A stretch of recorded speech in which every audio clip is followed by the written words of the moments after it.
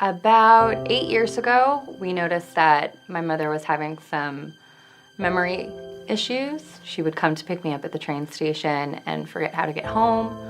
And it was around that time that we took her to a general physician and then finally a neurologist who made the diagnosis that she had early onset Alzheimer's. She was 60 years old at the time. Well, my story begins when we found my mother having problems driving. She was getting in a series of car accidents. That meant we had to take her license away right away. One day, she had disappeared from the neighborhood. When the policeman found my mother, she was just about to walk onto Route 4, and we realized that at that point, we had to keep an eye on her 24/7. So, telling you a little bit about my mom, she was the strongest woman you would ever meet, and she was fine. She beat cancer 40-something years ago, breast cancer, survived that, and never got ill again until the age of 82, when she was diagnosed with the Alzheimer dementia.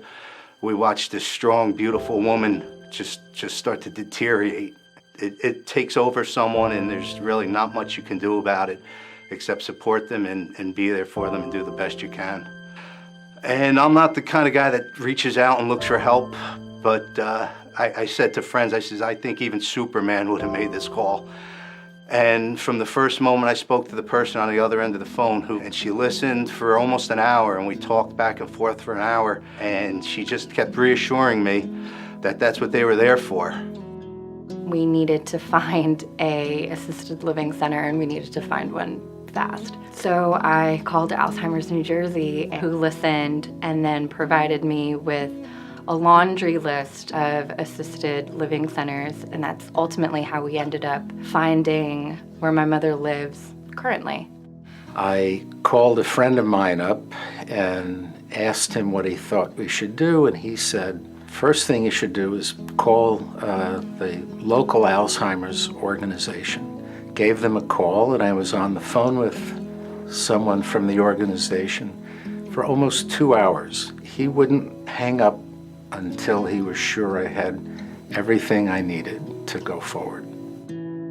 To be able to turn to an organization and ask for help and have them so readily available.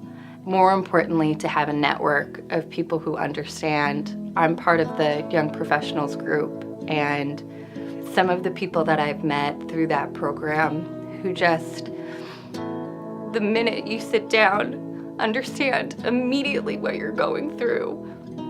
It's so refreshing and it's so helpful. It's one of the only diseases that has no cure. So it's important that at the very least we find ways to help families that need the help in dealing with Alzheimer's. I've been talking to friends and family and sharing the information that I gathered over all the years, and helping them is a great support for them, and it makes me feel good myself. And it's always going to be, I think, a part of my life to help people with this disease. There are a lot of families like mine who need help in learning how to live with this terrible disease. I urge you to give to Alzheimer's New Jersey during tonight's gala, so these hurting families get the help they so desperately need.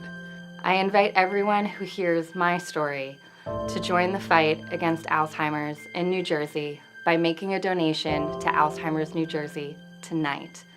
It's more important than ever. Even though there is no cure for Alzheimer's, people can make life better for families living with the impact of this disease. Donate tonight during the gala. You will be making a difference.